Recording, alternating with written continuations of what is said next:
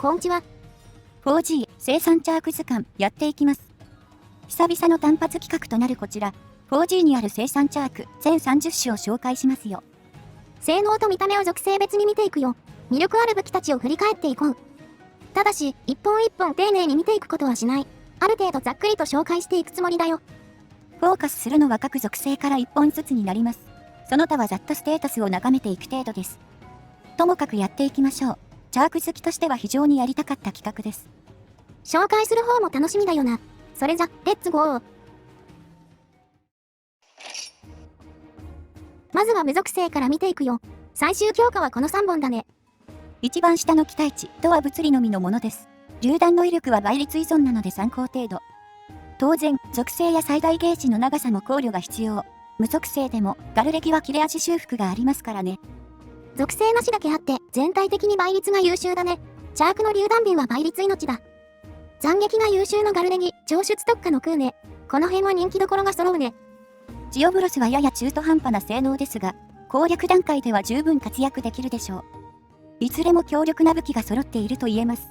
赤目武器が評価されてるのはチャークならでは。ピックアップ武器はクーネエンカム。やっぱみんな大好きだからねこれ。TA によってガルレギとか他武器も使われますが、やっぱこれが一番人気でしょうね。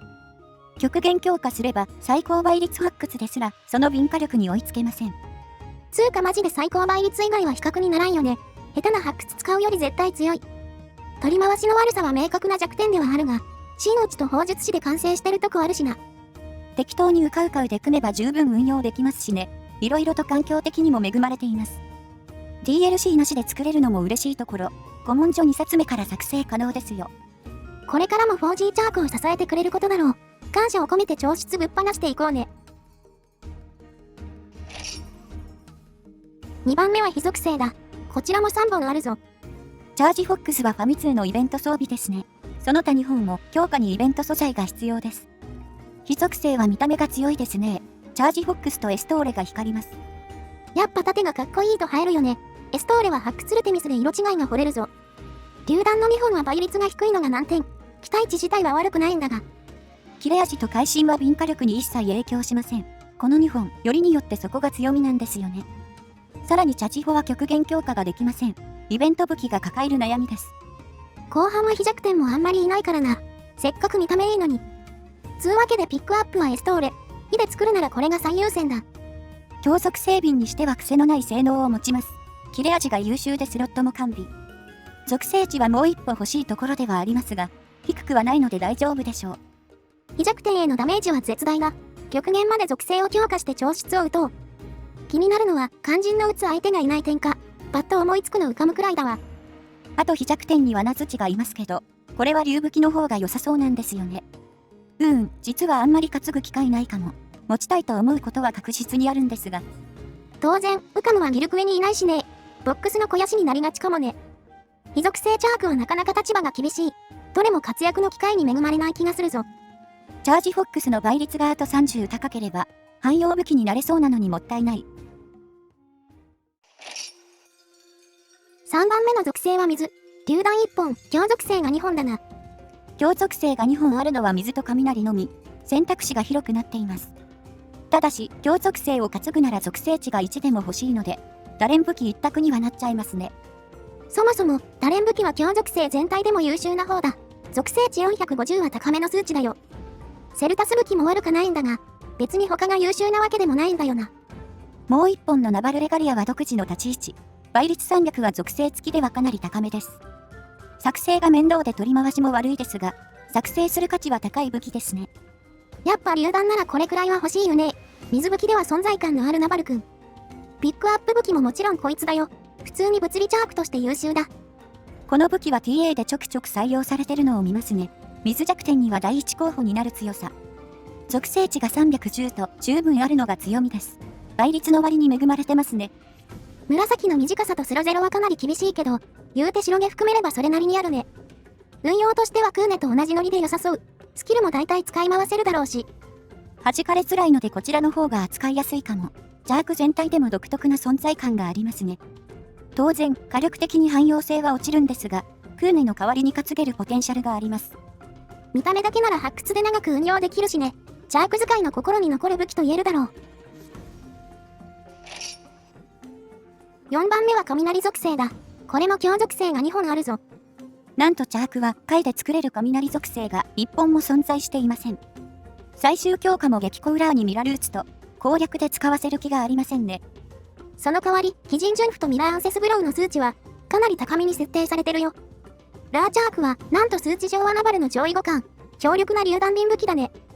ルーツチャークもスロ以外かなり恵まれてますね。物理面は強属性瓶ではトップです。もちろん、ディバルキューレも優秀。攻略段階では十分な数値です。攻略中は雷に弱い相手もちょいちょいいるからね。要所で輝いてくれるはずだ。しかしながら、ピックアップはルーツの方にした。紫50と雷440が強属性に合うね。数値面の強さは素粒武器らしいですね。しっかり特性を生かす性能してます。欲を言えば、倍率削って属性値を持ってほしいですが、まあそれは求めすぎですかね。持つ相手はまあそれなりにいるけど、ギルクエで有効なのはオーガーシュくらいかな。ティガやセルレ、ジョーは極限ですしね。そもそも強属性にきつい環境なんですよね。ただ、雷が通るならしっかり輝いてくれるでしょう。元より強属はそういう武器ですので。見た目も何気にすげえかっこいいしね。ソナル竜の神々しさを感じるぜ。折り返しが見えてきた5番目。氷属性が4本登場だ。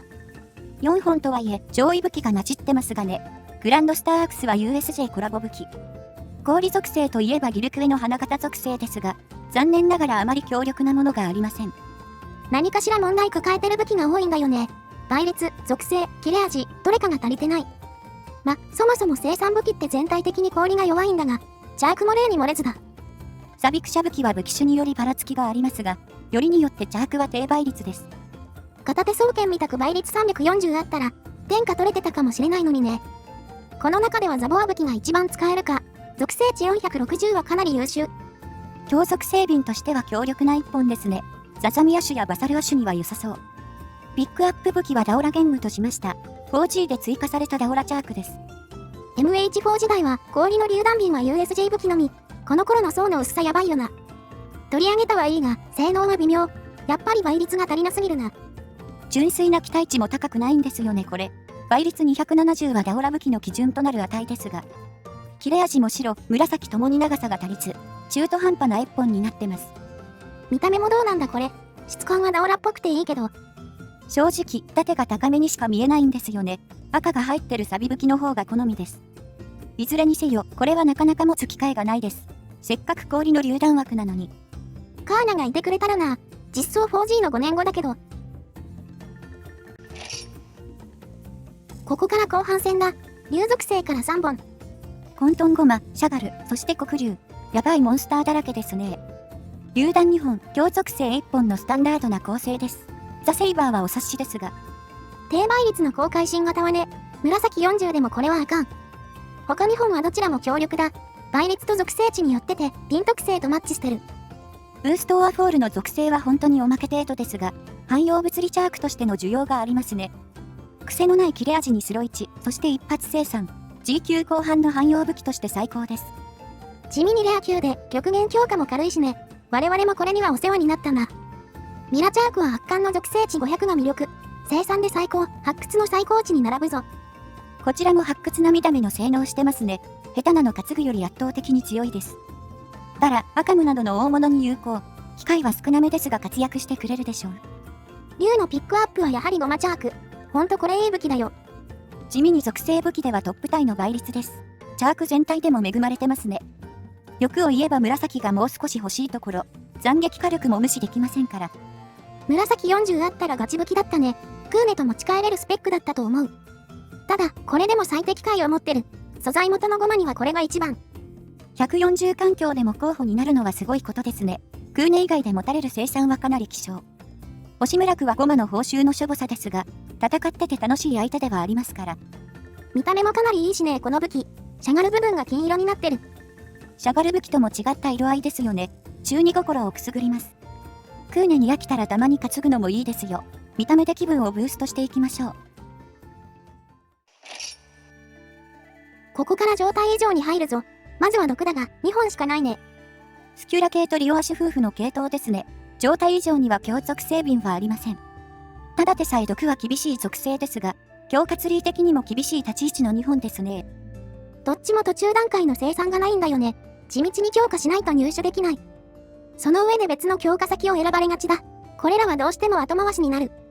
スキュラは睡眠、リオーシュはエストーレに行きますね。確実に毒より強いでしょう。この子たち、肝心の武器性能もパッとしません。倍率が低いのは飽きませんって。ベロボーグ、貴重なスグラなんだけどな。もったいな。ピックアップはひばりの方にした。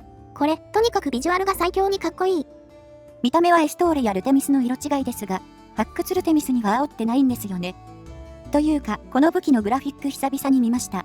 この企画なかったら見返す機会なさすぎて。剣部分、刃じゃなく広角の方が青いんだよね。配色がいけすぎてる。これで倍率と切れ味が良かったらな。ガチの派遣武器になり得たのに。まあ、極限強化すれば使えなくはない数値なので、たまに振ってあげてもいいかもですね。これ、極限強化した時の美女も最高だよ。元が良ければ何しても良くなるんだな。続いては麻痺属性なんだが、なんかラインナップおかしくないか。麻痺は半数以上が陽覚性なんですよね。チャークの陽覚性って全部で3本しかないんですが、覚醒させたところで属性値は140と240。すでに微妙な空気が漂っております。ゲドルマデュラがもうちょい頑張ってたらな。倍率も切れ味も足りてない。性能が足りないのはシュバルツも一緒なんだが、こっちはまだ攻略中の活躍余地があるね。ただ、ブラックフルガードほどは頼りになりませんね。G2 ではレギオス武器も G 級強化できますし、MH4 時代のラインナップよりはマシですが、スタンと麻痺の組み合わせは過度に警戒されがちです。確かに発掘の麻痺チャークは強いけど、それだけで回るほどの性能ではないよね。ピックアップはデザートローズ、純粋な麻痺武器、これしかないってだけなんだが。これもまあ、倍率低すぎて攻略用の武器なんですけど、癖のないスペックではありますね。G2 で作れば、ゴマ武器までのつなぎにはなるでしょう。盾付きを活かせば1、2回は麻痺取れます。G3 以降、倍率250はさすがに火力不足だな。紫短いし、会心もないしスロ一つだけだし。それゆえに麻痺発掘のハードルは低めだよ。今度はクーネが壁になるけどな。今はソロゲーなので、麻痺の価値も怪しいですしね。たまに持つのもちょっと厳しいかなって思います。もう一回くらい強化できてもよかったよな。G2 相当で終わっちゃうのがきつい。続いては睡眠属性だ。毒と同じく2本しかないぞ。スキュラ系とマジオスのものですね。スキュラはベルボーグサイズの別系統です。ネーディアは睡眠110しかなくおまけ程度。倍率も低めの武器種になっちゃってます。全武器種にある武器は微妙に性能が違うんだが、チャークはちょっと嫌われがちだね。汎用武器というにはだいぶ力不足かな。倍率もスロも切れ味も属性値も足りない。頼みの綱はチェルノ君ですが、こっちもまあ倍率がしんどいですね。切れ味と属性値はいいんですけど、いかんせん物理性能が低すぎます。チャークはソロでも睡眠と相性いいんだけどな。独自の地位を築けただろうにもったいない。ただまあ、ピックアップするならこっちかな。ネイディアはあまりにも言うことなくてさ。ま、1回くらいは睡眠取れるでしょうけどね。手数にかまけてるのも本末転倒なので。チェルノ君は睡眠武器として遊ぶことは可能。睡眠、属スタンのコンボを一人で達成できますよ。4G 発売当時、ニコ動でこれやってる動画が人気でね。チャークの使用とともに驚いた覚えがある。実際、通常クエぐらいなら強力な戦法になるだろう。爆弾なんかも添えるとなおよし。真打ちと相性いい武器でもありますしね。思いっきり物理を盛りたいところです。最終盤では残念ながら持つ意味がないですが、類破壊のサブタゲには利用できるかも。こっちも爆弾と合わせるといいかもね。独特な攻略が楽しめそうだ。さあ、これでラストの属性。爆破属性は4本あるぞ。毒と睡眠を補うかのようなラインナップ。1本上位武器が混じってますが。これでも伝説 J シリーズは最速で持てる爆破でした。4発売当初、爆破1本もなかったので。バルカンチャークの実装は発売5ヶ月後だからね。当時、コンとチャークはマジで武器少なかったな。それが 4G になって一気に層が厚くなった。倍率が10ずつ異なっててよりどりみどり。とはいえ、ぶっちゃけ全部パッとしないんですよね。最高武器でも倍率280止まりだし。最高と国滅はゲージの短さにも難があるので、物理面で強力とは言えません。属性値は軒並み優秀なんだけどね。爆破だけだと G 級では息切れしちまう。みんな微妙に違う赤色でかっこいいんだが、どれも惜しいって印象では。ピックアップは手を武器にしました。別にこれが強いってことではありませんが。ゲージが長く、属性値は抜けて高いので、マジオスなど長期戦に向いてそうです。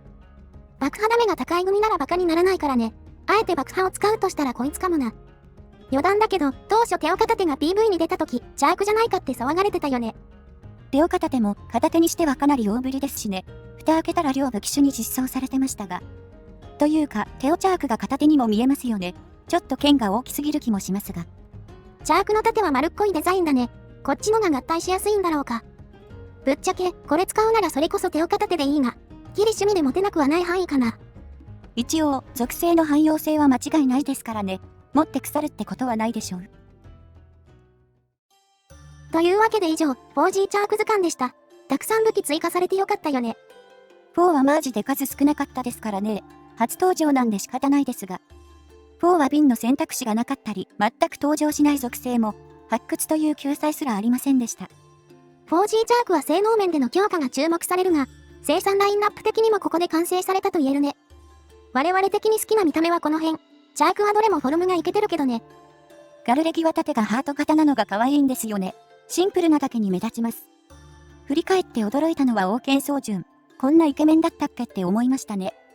青桜のハイブリッドって合わせるの難しそうだけど、うまくパーツで分かれててすごいよなこれ。なんかこれ使ってたまに遊びたくなるわ。装備組んでみても面白そう。まあ、付与されるのは毒ですが、それはもう仕方ないですね。それにしても、ジャークってほんと魅力的な武器ですよね。見てて一番楽しいです。変形要素に派手なエフェクト、独自要素の塊だもんな。おまけに全部美女がいい。こんなん効率無視して担ぎたくもなるわな。たまにはジャーク練習しとかないとダメですね。リオアシュ武器、マジで組みますか？ほいじゃ、次の動画で。またね。